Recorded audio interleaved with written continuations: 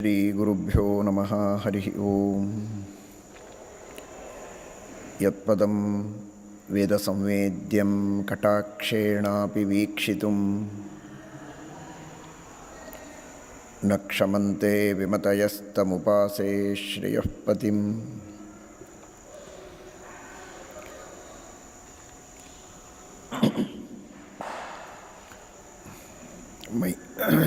ಮಯಿ ಸ್ಥಿತೋ ಮದಂಗೇಷು ಸ್ವತಂತ್ರೋ ವ್ಯಾಪ್ತವಾನ್ ಹರಿಃ ಸ ವಿಷ್ಣುಶ್ಚ ಸ್ವತಂತ್ರಂ ಮಾಂ ಸ್ವೇಚ್ಛಯಾ ವರ್ತಯತ್ಯಜಃ. ಸ್ವಾತ್ಮನಸ್ತಸ್ಯ ಪೂಜಾಸ್ಯುಃ ಮನೋ ವಾಕ್ಕಾಯವೃತ್ತಯಃ.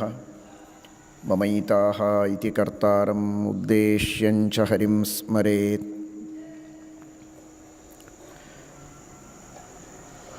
ಧರ್ಮ ವಿಜ್ಞಾನ ವೈರಾಗ್ಯ ಪರಮೈಶ್ವರ್ಯಶಾಲಿನಃ ಆನಂದತೀರ್ಥ ಭಗವತ್ಪಾದಾನ್ ವಂದೇ ನಿರಂತರಂ. ಆನಂದತೀರ್ಥೋಪದಿಷ್ಟಃ ನಿಧಿರ್ನಾರಾಯಣಃ ವಯಃ ಪ್ರದರ್ಶಿತೋ ಯೇನ ಸಮ್ಯಕ್ ಜಯತೀರ್ಥಂ ತಮಾಶ್ರಯೇ. ಸತ್ಯಾಭಿಜ್ಞಕರಾಬ್ಜೋತ್ಥಾನ್ ಪಂಚಾಶದ್ವರ್ಷಪೂಜಕಾನ್ ಸತ್ಯಪ್ರಮೋದತೀರ್ಥಾರ್ಯಾನ್ ನೌಮಿ ನ್ಯಾಯಸುಧಾರತಾನ್.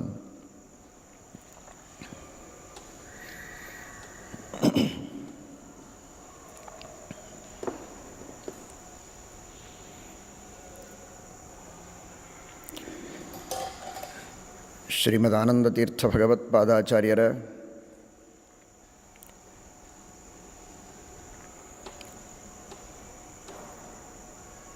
ದಿವ್ಯವಾದ ಸ್ವರೂಪವನ್ನು ಚಿಂತನೆ ಮಾಡುವ, ಅವರ ಉಪಕಾರವನ್ನು ಸ್ಮರಿಸುವ ಒಂದು ದೊಡ್ಡ ಸುಯೋಗ. ನಿತ್ಯದಲ್ಲಿಯೂ ಶ್ರೀಮದಾಚಾರ್ಯರ ಸ್ಮರಣೆಯನ್ನು ನಾವು ಮಾಡಬೇಕಾದದ್ದು ನಮ್ಮ ಕರ್ತವ್ಯ. ವಿಶೇಷವಾಗಿ ಶ್ರೀಮದಾನಂದತೀರ್ಥ ಭಗವತ್ಪಾದಾಚಾರ್ಯರು ಬದರಿಕಾಶ್ರಮ ಪ್ರವೇಶ ಮಾಡಿದ ಮಧ್ವನವಮಿಯ ಈ ಒಂದು ಸುಸಂದರ್ಭದಲ್ಲಿ ಅವರ ಮಹಿಮೆಯನ್ನು ಸ್ಮರಿಸಿ, ಅವರ ಉಪಕಾರವನ್ನು ಸ್ಮರಿಸಿ, ಅವರ ಅನುಗ್ರಹವನ್ನು ಪಡೆಯುವ ಪ್ರಯತ್ನವನ್ನು ನಾವೆಲ್ಲ ಮಾಡಬೇಕು. ಯಥಾಶಕ್ತಿಯಾಗಿ ಅವರ ಸ್ಮರಣೆಯನ್ನು ಮಾಡುವ ಪ್ರಯತ್ನ ಮಾಡೋಣ.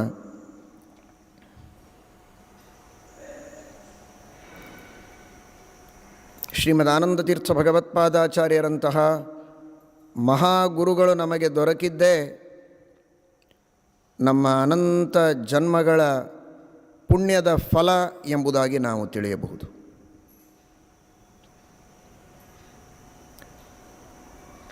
ಅಲ್ಪ ಸ್ವಲ್ಪ ಪುಣ್ಯದ ಫಲವಾಗಿ ಇಂತಹ ದೊಡ್ಡ ಭಾಗ್ಯ ಸಿಗುವುದಕ್ಕೆ ಸಾಧ್ಯ ಇಲ್ಲ. ಅನಂತ ಜನ್ಮಗಳಲ್ಲಿ ಮಾಡಿದ ಪುಣ್ಯದ ಪರಿಪಾಕದ ಫಲವಾಗಿ ಇಂತಹ ಮಹಾಗುರುಗಳ ಉಪದೇಶವನ್ನು ಪಡೆಯುವ ಸೌಭಾಗ್ಯ ನಿಮ್ಮೆಲ್ಲರಿಗೆ ಸಿಕ್ಕಿದೆ.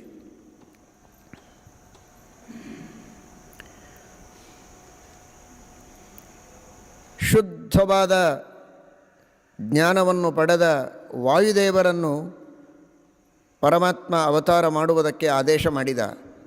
ಸರ್ವಜ್ಞಮನ್ಯಮನವೇಕ್ಷ ಸಕಾರ್ಯವೀರ್ಯಂ ಸ್ಮೇರಾನನೋ ಭುವನ ಜೀವನ ಮಾಬಭಾಷೆ. ಸರ್ವಜ್ಞರಾದ ವಾಯುದೇವರನ್ನು ಭೂಮಿಯ ಮೇಲೆ ಅವತಾರವನ್ನು ಮಾಡಿ ಶುದ್ಧವಾದ ತತ್ವಜ್ಞಾನವನ್ನು ಜಗತ್ತಿಗೆ ನೀಡುವುದಕ್ಕೆ ಪರಮಾತ್ಮ ಆದೇಶ ಮಾಡಿದ. ಅಂತಹ ಪರಮಾತ್ಮನ ಆದೇಶವನ್ನು ಶಿರಸಾಧಾರಣ ಮಾಡಿ ದೇವತೆಗಳ ಪ್ರಾರ್ಥನೆಯನ್ನು ಮನ್ನಿಸಿ ವಾಯುದೇವರು ಅವತಾರ ಮಾಡಿದ್ದಾರೆ. ಹನುಮಂತ ದೇವರಾಗಿ, ಶ್ರೀರಾಮಚಂದ್ರನ ಪ್ರಧಾನ ಸೇವಕರಾಗಿ,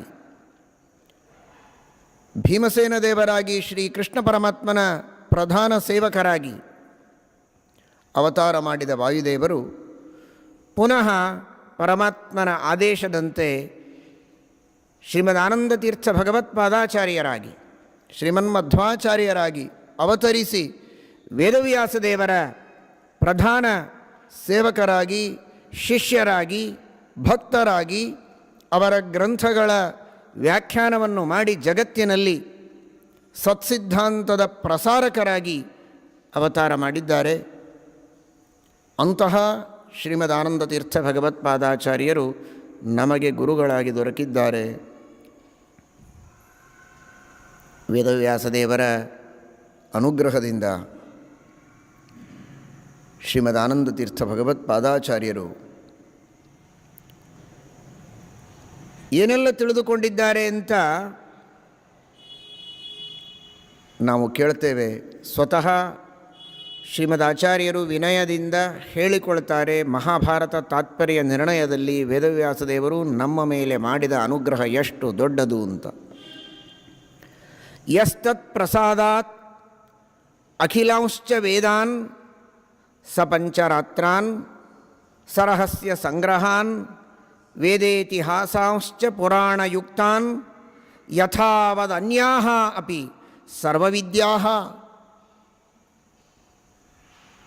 ವೇದವ್ಯಾಸದೇವರ ಪರಿಪೂರ್ಣ ಅನುಗ್ರಹದಿಂದ ಶ್ರೀಮದಾನಂದತೀರ್ಥ ಭಗವತ್ಪಾದಾಚಾರ್ಯರು ಸಕಲ ವೇದಗಳನ್ನು ತಿಳಿದಿದ್ದಾರೆ. ಪಂಚರಾತ್ರ ಆಗಮಗಳನ್ನೆಲ್ಲ ತಿಳಿದಿದ್ದಾರೆ. ಉಪನಿಷತ್ತುಗಳು, ಬ್ರಹ್ಮಸೂತ್ರಗಳು, ಇತಿಹಾಸ, ಪುರಾಣಗಳು, ಇದಲ್ಲದೆ ಇನ್ನುಳಿದ ಎಲ್ಲ ವಿದ್ಯೆಗಳು, ನಾನಾ ತರಹದ ವಿದ್ಯೆಗಳೆಲ್ಲ ಇವೆಯಲ್ಲ, ಆ ಸಕಲ ವಿದ್ಯೆಗಳನ್ನು ಕೂಡ ಕರತಲಾಮಲಕ ಮಾಡಿಕೊಂಡ ಮಹಾನುಭಾವರು. ಕರತಲೆ ಖಲು ಕಂದುಕವತ್ ಸದಾ. ಸುಮಧ್ವ ವಿಜಯದಲ್ಲಿ ತಿಳಿಸುವಂತೆ ಕೈಯಲ್ಲಿ ಇಟ್ಟುಕೊಂಡ ಚೆಂಡನ್ನು ಹೇಗೆ ಚೆನ್ನಾಗಿ ಕಂಡು ತಿಳಿಯಬೇಕೋ ಹಾಗೆ ಎಲ್ಲ ವಿದ್ಯೆಗಳನ್ನು ಚೆನ್ನಾಗಿ ತಿಳಿದವರು ಶ್ರೀಮದಾನಂದತೀರ್ಥ ಭಗವತ್ಪಾದಾಚಾರ್ಯರು. ಶ್ರೀಮದಾನಂದತೀರ್ಥ ಭಗವತ್ಪಾದಾಚಾರ್ಯರು ಈ ಎಲ್ಲ ಶಾಸ್ತ್ರಗಳನ್ನು ಕರತಲಾಮಲಕ ಮಾಡಿಕೊಂಡಿದ್ದರು ಅಂತ ಅವರ ಹೇಳಿಕೆಯಿಂದ ಮಾತ್ರ ನಾವು ತಿಳಿಯಬೇಕಾಗಿಲ್ಲ. ಶ್ರೀಮದಾಚಾರ್ಯರ ಗ್ರಂಥದಲ್ಲಿ ಅವರು ಉದಾಹರಣೆ ಮಾಡುವ ಪ್ರಮಾಣ ವಚನಗಳನ್ನು ನೋಡಿದರೆ ನಮಗೆ ಅರ್ಥವಾಗುತ್ತೆ ಶ್ರೀಮದಾಚಾರ್ಯರ ಜ್ಞಾನ ಎಷ್ಟು ಅದ್ಭುತವಾದದ್ದು, ಎಷ್ಟೆಲ್ಲ ಪ್ರಮಾಣಗಳ ಪುಂಜ ಅವರ ತಲೆಯಲ್ಲಿದೆ, ಎಷ್ಟು ಪ್ರಮಾಣಗಳನ್ನು ಶ್ರೀಮದಾಚಾರ್ಯರು ಒಂದೊಂದು ಪ್ರಮೇಯಗಳನ್ನು ಸಮರ್ಥನೆ ಮಾಡುವುದಕ್ಕೆ ಉದಾಹರಣೆ ಮಾಡುತ್ತಾರೆ. ಇದು ಆ ಶ್ರೀಮದಾಚಾರ್ಯರ ಗ್ರಂಥಗಳ ವೈಶಿಷ್ಟ್ಯ, ಅವರ ಜ್ಞಾನದ ವೈಶಿಷ್ಟ್ಯ. ಅಂತಹ ಜ್ಞಾನಿಗಳು ನಮ್ಮ ಗುರುಗಳು ಅನ್ನುವುದನ್ನು ನಾವು ಸ್ಮರಿಸಬೇಕು. ಉಕ್ತಮುಕ್ತಮಭಿಧೇಯಮುತ್ತಮಂ ವೇದವಾಕ್ಯಮನುವಾದಯನ್ಮುಹುಃ ವ್ಯಂಜಯತ್ ಸ್ಮೃತಿವಚೋಭಿರಂಜಸ ತಸ್ಯ ಚಾರ್ಥಮತಿಯುಕ್ತ ಯುಕ್ತಿಮತ್. ಒಂದು ವಿಷಯವನ್ನು ಶ್ರೀಮದಾಚಾರ್ಯರು ನಿರೂಪಣೆ ಮಾಡಿದರೆ ಅದಕ್ಕೆ ವೇದಗಳನ್ನು, ಉಪನಿಷತ್ತುಗಳನ್ನು ಪ್ರಮಾಣವಾಗಿ ಕೊಡ್ತಾರೆ. ಆ ವೇದೋಪನಿಷತ್ತುಗಳ ಅರ್ಥಗಳನ್ನು ವಿವರಿಸುವ ಸ್ಮೃತಿಗಳನ್ನು, ಪೌರುಷೇಯವಾದ ಗ್ರಂಥಗಳನ್ನು, ಪಂಚರಾತ್ರಾದಿ ಆಗಮಗಳನ್ನು ಪುಂಖಾನುಪುಂಖವಾಗಿ ಪ್ರಮಾಣಗಳ ರೂಪದಲ್ಲಿ ಉದಾಹರಣೆ ಮಾಡುತ್ತಾರೆ. ಆ ಪ್ರಮೇಯಗಳನ್ನು ಸಮರ್ಥನೆ ಮಾಡುವುದಕ್ಕೆ ಯುಕ್ತಿಗಳನ್ನು ಕೊಡ್ತಾರೆ. ವೇದಗಳು, ಸ್ಮೃತಿಗಳು, ಯುಕ್ತಿಗಳು ಪ್ರತ್ಯಕ್ಷ ಯೋಗ್ಯವಾದ ವಿಷಯಗಳಾಗಿದ್ದರೆ ಪ್ರತ್ಯಕ್ಷವನ್ನು ಪ್ರಮಾಣವಾಗಿ ಕೊಟ್ಟು ಆ ಪ್ರಮೇಯವನ್ನು ಅತ್ಯಂತ ಸಮರ್ಥವಾದ ರೀತಿಯಲ್ಲಿ ಪ್ರತಿಪಾದನೆ ಮಾಡುವಂತಹ ಅದ್ಭುತವಾದ ಕೌಶಲ ಶ್ರೀಮದಾನಂದತೀರ್ಥ ಭಗವತ್ಪಾದಾಚಾರ್ಯರ ಕೌಶಲ. ಶ್ರೀಮದಾನಂದತೀರ್ಥ ಭಗವತ್ಪಾದಾಚಾರ್ಯರ ಆ ಪರಿಪೂರ್ಣವಾದ ಪರಿಜ್ಞಾನದ ವಿರಾಟ್ ರೂಪವನ್ನು ಅವರ ಗ್ರಂಥಗಳಲ್ಲಿ ನಾವು ಕಾಣುತ್ತೇವೆ.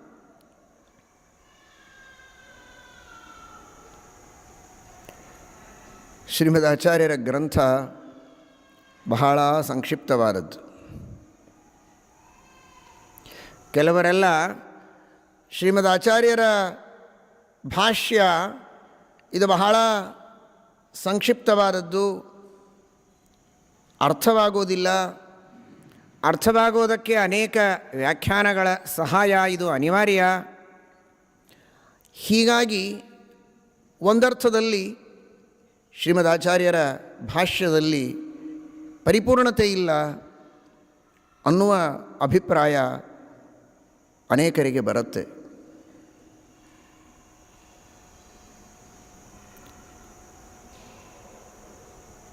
ಎಷ್ಟು ಮಾತನಾಡ್ತಾರೆ ಎನ್ನುವುದು ಮಹತ್ವದ್ದಲ್ಲ, ಏನು ಮಾತನಾಡ್ತಾರೆ, ಹೇಗೆ ಮಾತನಾಡ್ತಾರೆ ಎನ್ನುವುದು ಬಹಳ ಮಹತ್ವದ್ದು. ಎಷ್ಟೋ ಸಂದರ್ಭಗಳಲ್ಲಿ ನಾವು ನ್ಯಾಯಾಲಯಗಳಲ್ಲಿ ನೋಡ್ತೇವೆ, ಕೆಲವರು ಗಂಟೆಗಟ್ಟಲೆ ಮಾತನಾಡ್ತಾರೆ, ಉಚ್ಚ ಸ್ವರದಲ್ಲಿ ಬಹಳ ಅದ್ಭುತವಾದ ಪ್ರತಿಭೆಯನ್ನು, ಕೌಶಲವನ್ನು ಉಪಯೋಗಿಸಿ ನಾನಾ ತರಹದ ವಿಷಯಗಳ ಮಂಡನೆಯನ್ನು ಮಾಡ್ತಾರೆ, ತಮ್ಮ ಹೇಳಿಕೆಯನ್ನು ಸಮರ್ಥನೆ ಮಾಡಿಕೊಳ್ಳೋದಕ್ಕೆ. ಸಾಕಷ್ಟು ಮಾತುಗಳನ್ನು ಆಡಬಹುದು, ಗಂಟೆಗಟ್ಟಲೆ ಮಾತನಾಡಬಹುದು. ಆದರೆ ಯಾವ ವ್ಯಕ್ತಿಯ ಕೈಯಲ್ಲಿ ನಿಜವಾದ ಪ್ರಮಾಣಗಳಿವೆ, ಪ್ರೂಫ್ ಇದೆ, ಆಧಾರಗಳಿವೆ, 2 ನಿಮಿಷದಲ್ಲಿ ಅದಕ್ಕೆ ಉತ್ತರವನ್ನು ಕೊಡ್ಬೋದು. ಬಹಳ ಹೊತ್ತು ಮಾತನಾಡಿದ್ದನ್ನು ಪ್ರಾಮಾಣಿಕರಾದ ನ್ಯಾಯಾಧೀಶರು ಗಮನಿಸೋದಿಲ್ಲ. ಪ್ರಮಾಣ ಪುರಸ್ಸರವಾಗಿ 2 ನಿಮಿಷ ಮಾತನಾಡಿರತಕ್ಕ ವ್ಯಕ್ತಿಯ ಮಾತುಗಳನ್ನು ಗಮನಿಸ್ತಾರೆ, ನಿರ್ಣಯ ಅದಕ್ಕೆ ತಕ್ಕಂತೆ ಬರುತ್ತೆ. ನ್ಯಾಯಾಧೀಶರಲ್ಲಿ ಪ್ರಾಮಾಣಿಕತೆ ಇರಬೇಕು, ಅರ್ಥ ಮಾಡಿಕೊಳ್ಳುವಂತಹ ಯೋಗ್ಯತೆ ಇರಬೇಕು.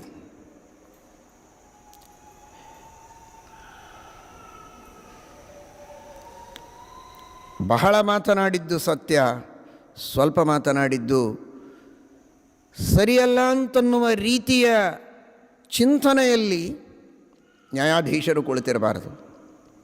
ಯಾವ ಮಾತಿನ ಹಿನ್ನೆಲೆಯಲ್ಲಿ ಪ್ರಮಾಣಗಳಿವೆ, ಆಧಾರಗಳಿವೆ, ಯಾವ ಮಾತಿನ ಹಿನ್ನೆಲೆಯಲ್ಲಿ ಪ್ರಮಾಣಗಳಿಲ್ಲ, ಆಧಾರಗಳಿಲ್ಲ, ಕೇವಲ ಅಟ್ಟಹಾಸ ಇದೆ, ಇವುಗಳನ್ನು ವಿಮರ್ಶೆ ಮಾಡಿ ನಿರ್ಣಯ ಕೊಡುವ ಪ್ರಾಮಾಣಿಕನಾದ ನ್ಯಾಯಾಧೀಶ ಹೇಗೆ ಪ್ರಮಾಣಗಳಿಗೆ ಬೆಲೆ ಕೊಟ್ಟು ಅದಕ್ಕೆ ತಕ್ಕಂಥ ನಿರ್ಣಯವನ್ನು ನೀಡುತ್ತಾನೆ, ಆ ದೃಷ್ಟಿಯಲ್ಲಿ ಇವತ್ತು ಎಲ್ಲ ಭಗವದ್ಭಕ್ತರು, ಸಜ್ಜನರು ಶ್ರೀಮದಾನಂದ ತೀರ್ಥ ಭಗವತ್ಪಾದಾಚಾರ್ಯರ ಭಾಷ್ಯವನ್ನು ಶ್ರೀಮದಾಚಾರ್ಯರ ಶಿಷ್ಯರಾಗಿ, ಭಕ್ತರಾಗಿ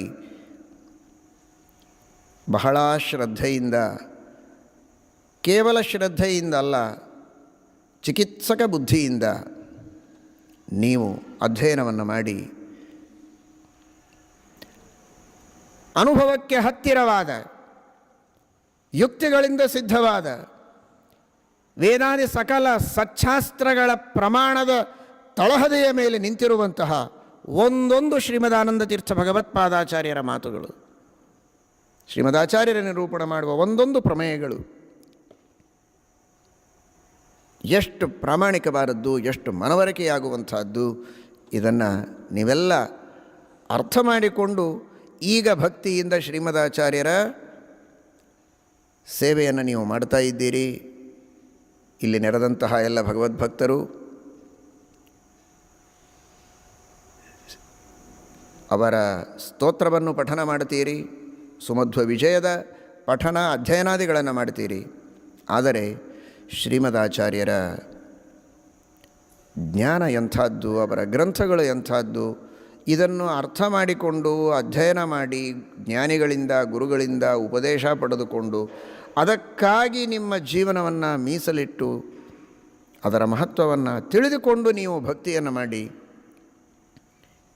ಈಗ ಒಂದು ಭಕ್ತಿ ಮಾಡ್ತಾ ಇದ್ದರೆ 10, 100, 1000 ಭಕ್ತಿ ಪಟ್ಟು ಹೆಚ್ಚು ಭಕ್ತಿಯನ್ನು ನೀವು ಮಾಡುವುದಕ್ಕೆ ಸಾಧ್ಯ ಇದೆ. ಅರ್ಥ ಮಾಡಿಕೊಂಡು ನೀವು ಭಕ್ತಿಯನ್ನು ಮಾಡಿ.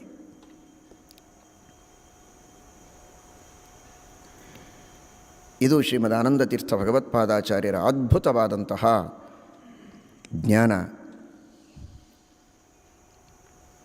ಸುಮಧ್ವ ವಿಜಯದಲ್ಲಿ ನಾರಾಯಣ ಪಂಡಿತಾಚಾರ್ಯರು ಹೇಳ್ತಾರೆ, ಯಾಯಾ ಪ್ರಸಕ್ತ ಪರಿಷತ್ಸು ಪೂರುಷೈ ವಿದ್ಯಾವಿದಗ್ಧೈರ್ವಿವಿಧೈ ಸಮಾಗಮೆ ಸ ತಾಸು ತಾಸು ಪ್ರತಿಭಾತಿ ಭಾಸುರ ವಿದ್ಯಾಸು ವಿದ್ಯಾಧಿಪತಿರ್ಜಿಗಾಯತಾನ್. ವೇದ, ಇತಿಹಾಸ, ಪುರಾಣಗಳು, ಸೂತ್ರ, ಭಗವದ್ಗೀತೆ, ಕರ್ಮಕಾಂಡ, ಬ್ರಹ್ಮಕಾಂಡ, ಯಾವುದೇ ವಿಷಯಕ್ಕೆ ಸಂಬಂಧಪಟ್ಟಂತೆ ಏನೇ ಪ್ರಶ್ನೆಗಳು ಬರಲಿ, ಆಕ್ಷೇಪಗಳು ಬರಲಿ, ಎಂತಹ ವಿದ್ವಾಂಸರು, ಮಹಾ ಘನ ಪಂಡಿತರ ಸಭೆಯೇ ಇರಲಿ, ಆ ಸಭೆಯಲ್ಲಿ ಬಂದ ಎಲ್ಲ ಪ್ರಶ್ನೆಗಳಿಗೆ ಉತ್ತರಗಳನ್ನು ಹೇಳಿ, ಆಕ್ಷೇಪಗಳಿಗೆ ಸಮಾಧಾನವನ್ನು ನೀಡಿ, ಅನಾದಿ ಸತ್ಸಂಪ್ರದಾಯ ಪರಂಪರಾ ಪ್ರಾಪ್ತವಾದ ಶ್ರೀಮದ್ ವೈಷ್ಣವ ಸಿದ್ಧಾಂತದ ಪ್ರತಿಷ್ಠಾಪನೆಯನ್ನು ಮಾಡುವುದರಲ್ಲಿ, ವಿಷ್ಣು ಸರ್ವೋತ್ತಮತ್ವದ ಸ್ಥಾಪನೆಯನ್ನು ಮಾಡುವ ವಿಷಯದಲ್ಲಿ, ಜಗತ್ತಿನ ಸತ್ಯತ್ವವನ್ನು ಸ್ಥಾಪನೆ ಮಾಡುವ ವಿಷಯದಲ್ಲಿ ಅತ್ಯದ್ಭುತವಾದ ಪ್ರತಿಭೆಯನ್ನು ಮೆರೆದವರು ಶ್ರೀಮದ್ ಆನಂದತೀರ್ಥ ಭಗವತ್ಪಾದಾಚಾರ್ಯರು.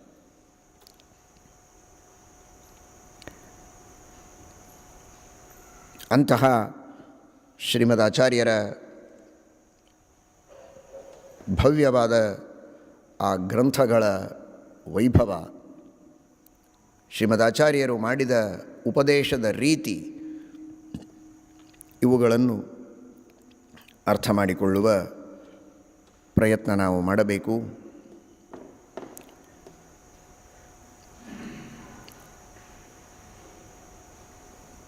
ಶ್ರೀಮದ್ ಆಚಾರ್ಯರು ಪ್ರತಿಪಾದನೆ ಮಾಡಿದ ಅನೇಕ ವಿಷಯಗಳಲ್ಲಿ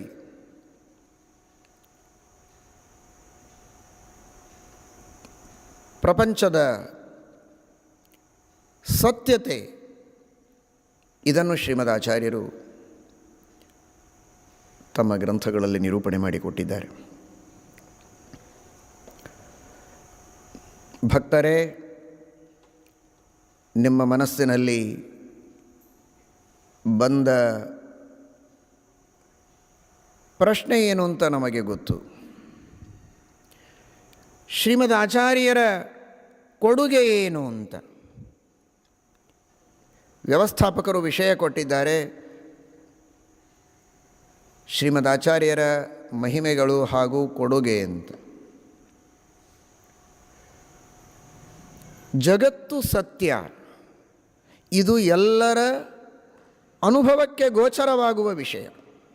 ಇದು ಶ್ರೀಮದ್ ಆಚಾರ್ಯರ ಕೊಡುಗೆ ಹೇಗೆ ಅಂತ, ಇದು ನಮ್ಮೆಲ್ಲರಿಗೆ ಗೊತ್ತಿರುವ ವಿಷಯ.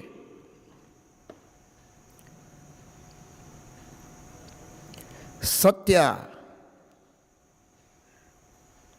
ನೀವು ಹೇಳ್ತಾ ಇರುವುದನ್ನು ಪರಿಪೂರ್ಣವಾಗಿ ನಾವು ಒಪ್ತೇವೆ. ಜಗತ್ತು ಸತ್ಯ, ಇದು ಎಲ್ಲರ ಅನುಭವಕ್ಕೆ ಬರುತ್ತೆ ಅನ್ನುವುದು ಅತ್ಯಂತ ಸತ್ಯ. ಹಾಗಾದರೆ ಶ್ರೀಮದ್ ಆಚಾರ್ಯರ ಕೊಡುಗೆ ಏನು ಅಂತ, ಈ ವಿಷಯದಲ್ಲಿ ಬೇಕಾದಷ್ಟು ಕೊಡುಗೆಗಳಿವೆ. ಈ ವಿಷಯದಲ್ಲಿ ಶ್ರೀಮದ್ ಆಚಾರ್ಯರ ಕೊಡುಗೆ ಏನು ಅಂತ.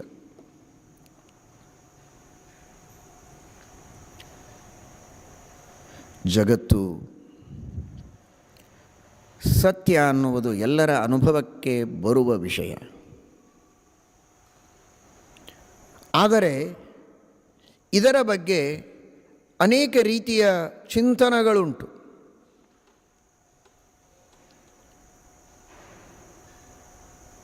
ಅನೇಕ ಚಿಂತಕರ ಅಭಿಪ್ರಾಯಗಳು ಅನೇಕ ರೀತಿಯಲ್ಲಿ ಬರುತ್ತೆ. ಆ ಸಂದರ್ಭಗಳಲ್ಲಿ ಅನುಭವಕ್ಕೆ ಸಿದ್ಧವಾದ ಈ ವಿಷಯಗಳನ್ನು ಕೂಡ ಕೆಲವೊಂದು ಸಂದರ್ಭಗಳಲ್ಲಿ ಜನಗಳು ಸರಿಯಾಗಿ ನಿರ್ಣಯ ಮಾಡುವುದಕ್ಕೆ ಸಮರ್ಥರಾಗದೇ ಹೋಗುವ ಪ್ರಸಂಗಗಳಿವೆ.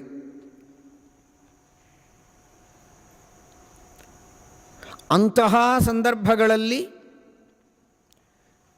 ಯಾವುದೇ ರೀತಿಯ ಶಂಕೆಗಳು ಮನಸ್ಸಿನಲ್ಲಿ ಬರದಂತೆ ಸ್ಪಷ್ಟವಾದ ರೀತಿಯಲ್ಲಿ ತಾವು ತಮ್ಮ ಅನುಭವಕ್ಕೆ ಬಂದ ಈ ಜಗತ್ತಿನ ಸತ್ಯತ್ವವನ್ನು ದೃಢವಾಗಿ ನಂಬಿ ನಡೆಯುವುದಕ್ಕೆ ಶ್ರೀಮದಾನಂದ ತೀರ್ಥ ಭಗವತ್ಪಾದಾಚಾರ್ಯರ ಉಪದೇಶ, ಅವರ ಕೊಡುಗೆ ಇದು ಬಹಳ ದೊಡ್ಡದಾಗಿದೆ.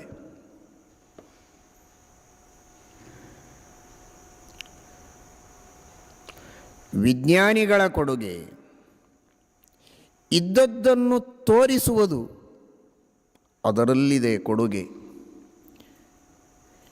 ಇದ್ದದ್ದನ್ನೇ ತಿಳಿಸಿಕೊಡುವುದರಲ್ಲಿ ಅವರ ವೈಶಿಷ್ಟ್ಯ ಇದೆ. ಇಲ್ಲದಿದ್ದದ್ದನ್ನು ಹೇಳಿದರೆ ಅದು ಕೊಡುಗೆಯಲ್ಲ. ಇದ್ದದ್ದನ್ನು ಅಲ್ಲಗಳೆಯುವುದು ಕೊಡುಗೆಯಲ್ಲ. ಇಲ್ಲದಿರುವುದನ್ನು ಹೇಳುವುದು ಕೊಡುಗೆಯಲ್ಲ. ಹಿಂದೆಂದೂ ಅನುಭವಕ್ಕೆ ಬಾರದ್ದು, ಇಂದು ಅನುಭವಕ್ಕೆ ಬರದಿರುವುದು, ಇನ್ನು ಮುಂದೆ ಅನುಭವಕ್ಕೆ ಬರುವ ಸಾಧ್ಯತೆಯೇ ಇಲ್ಲದನ್ನು ಹೇಳಿದರೆ ಅದು ಕೊಡುಗೆ ಅಂತ ಭಾವಿಸಿದರೆ ಅದೊಂದು ವಿಪರ್ಯಾಸ, ಅದು ಕೊಡುಗೆಯಲ್ಲ.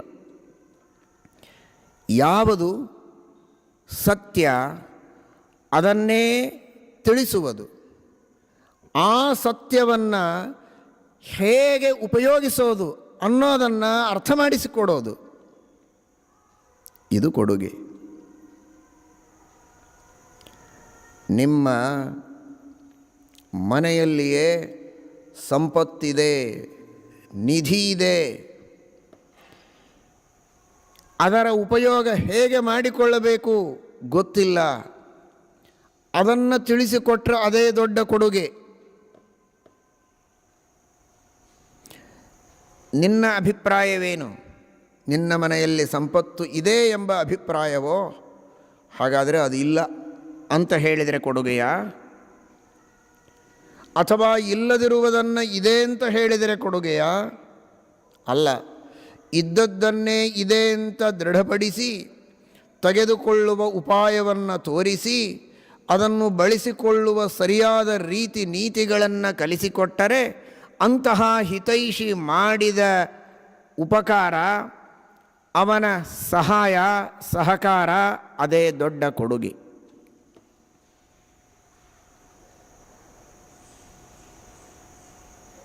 ಶ್ರೀಮದಾನಂದ ತೀರ್ಥ ಭಗವತ್ಪಾದಾಚಾರ್ಯರು ಜಗತ್ತಿನ ಸತ್ಯತೆಯನ್ನು ಜಗತ್ತಿಗೆ ದೃಢಪಡಿಸಿಕೊಟ್ಟಿದ್ದಾರೆ.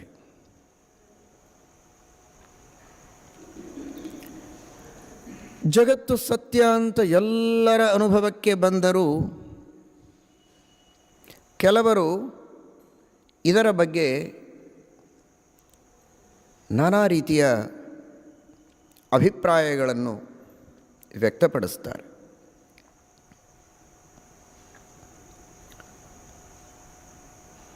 ಜಗತ್ತು ಮಿಥ್ಯಾ, ಬ್ರಹ್ಮ ಮಾತ್ರ ಸತ್ಯನಾಗಿದ್ದಾನೆ, ಜಗತ್ತು ಮಿಥ್ಯಾ. ಜಗತ್ತು ಮಿಥ್ಯಾ ಅಂದ ಮಾತ್ರಕ್ಕೆ ಸುಳ್ಳು ಅಂತ ಅಭಿಪ್ರಾಯವಲ್ಲ, ಜಗತ್ತು ಸತ್ಯವಾಗಿದೆ.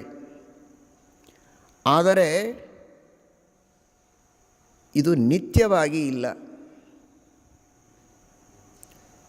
ಒಂದು ಇದಕ್ಕೆ ಅವಧಿ ಇದೆ, ಒಂದು ಅವಧಿಯವರೆಗೆ ಈ ಜಗತ್ತು ಉಂಟು, ನಂತರ ಇಲ್ಲ.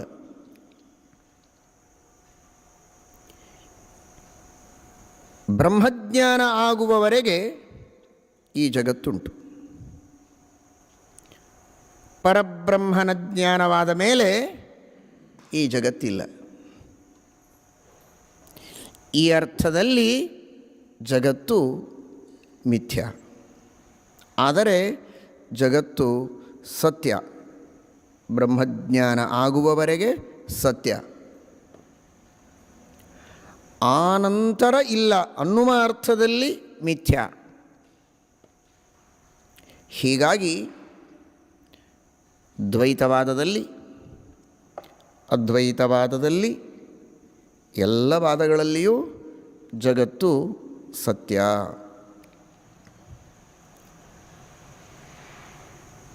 ಆದರೆ ದ್ವೈತವಾದದಲ್ಲಿ ಇದು ಪಾರಮಾರ್ಥಿಕ ಸತ್ಯ. ಅದ್ವೈತವಾದದಲ್ಲಿ ಬ್ರಹ್ಮಜ್ಞಾನ ಆಗುವವರೆಗೆ ಸತ್ಯ. ಅಷ್ಟು ಸಾಕು. ಜಗತ್ತು ಬ್ರಹ್ಮಜ್ಞಾನ ಆಗುವವರೆಗೆ ಸತ್ಯವಾದರೆ ಮಾತ್ರ ಸಾಕು, ಎಲ್ಲ ಕಾರ್ಯಗಳ ನಿರ್ವಾಹವಾಗತ್ತೆ.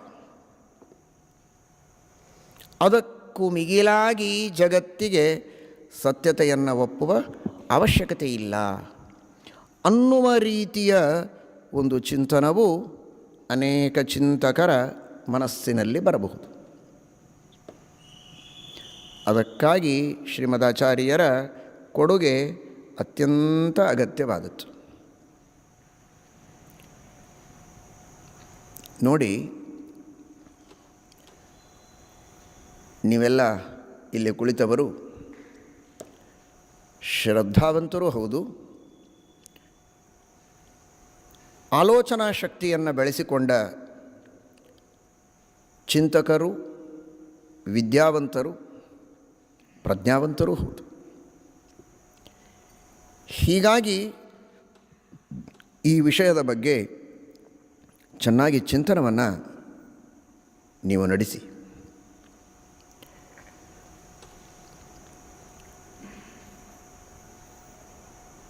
ಈ ರೀತಿ ಚಿಂತನವನ್ನು ಮಾಡ್ತಾರೆ.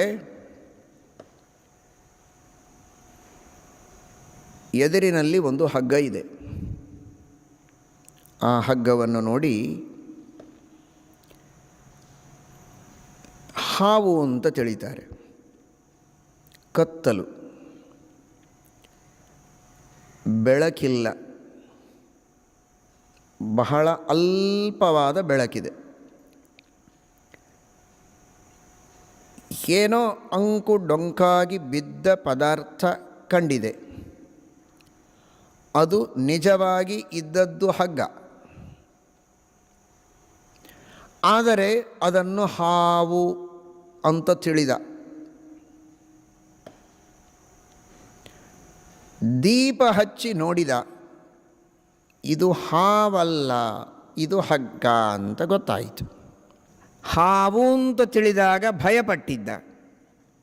ಹಗ್ಗ ಅಂತ ಗೊತ್ತಾದರೆ ಭಯ ಹೋಯಿತು ಅಲ್ವೋ? ಈ ರೀತಿ ಮೊದಲು ಹಾವು ಅಂತ ತಿಳಿದು ಭಯಪಟ್ಟ ವ್ಯಕ್ತಿ ಹಗ್ಗ ಅಂತ ತಿಳಿದ ಮೇಲೆ ಭಯವನ್ನು ಕಳೆದುಕೊಂಡ. ಆ ಹಾವು ಇದೆಯಾ ಇಲ್ವಾ?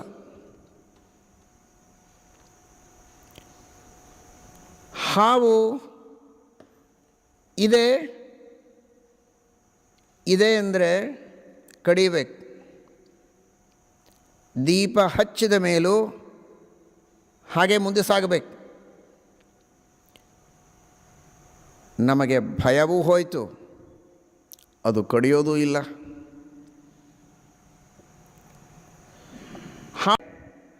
ಹಾವು ಮುಂದೆ ಸತ್ಯ ಅಲ್ಲ, ಸುಳ್ಳ ಅಲ್ಲ, ಸತ್ಯ.